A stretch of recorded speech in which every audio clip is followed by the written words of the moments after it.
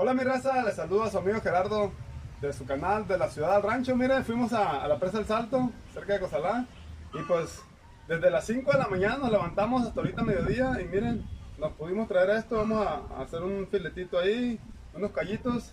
Andamos con mi compa Miguel de Casa y Pesca Culiacán con Miguel, y pues es lo que conseguimos, y los parientes aquí del rancho.